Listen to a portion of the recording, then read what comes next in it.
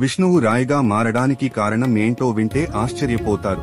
మహర్షి భృగు మహర్షి తన యజ్ఞంలో భాగంగా ఎవరు మహత్తరుడు, బ్రహ్మ, విష్ణు, శివుల్లో ఎవరు అన్నది తెలుసుకోవడానికి ప్రయత్నించాడు.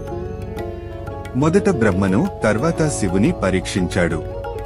చివరికి విష్ణువును పరీక్షించడానికి వైకుంఠం వెళ్లాడు. అక్కడ లక్ష్మీదేవి పాదాల దగ్గర విశ్రాంతి తీసుకుంటున్న మహావిష్ణువును చూసి భృగు మహర్షి కోపంతో విష్ణువును ఛాతీపై తన్నేశాడు. అప్పుడు కూడా విష్ణువు కోపం తెచ్చుకోలేదు. ఆయన బదులు, మహర్షి, మీ పాదాలు నా వక్షస్థలాన్ని తాకి పవిత్రం చేశాయి. నాకు గాయమేమైనా అయితే క్షమించండి అని వినయంగా పలికాడు. ఈ సంఘటనలో లక్ష్మీదేవి చాలా బాధపడి విష్ణువుపై కోపగించుకుంది. ఆమె అన్నది, నువ్వు నాకు గౌరవం ఇవ్వకుండా, నన్ను ముందు పెట్టకుండా ముని అవమానాన్ని సహించావు. అందుకే నేను నిన్ను వదిలేస్తాను.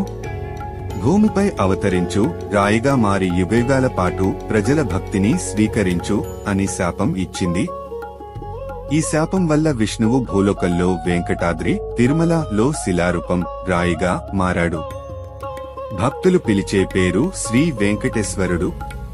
ఆయన రాయిగా ఉన్న భక్తుల ప్రార్థనలకు ప్రతిస్పందిస్తూ వారికి కష్టాలు తొలగిస్తాడు. ఈ వీడియో నచ్చితే లైక్ చేయండి, షేర్ చేయండి. ఇంకా ఇలాంటి భక్తి కథలు వినాలంటే మా ఛానల్ను సబ్స్క్రైబ్ చేయడం మర్చిపోవద్దు.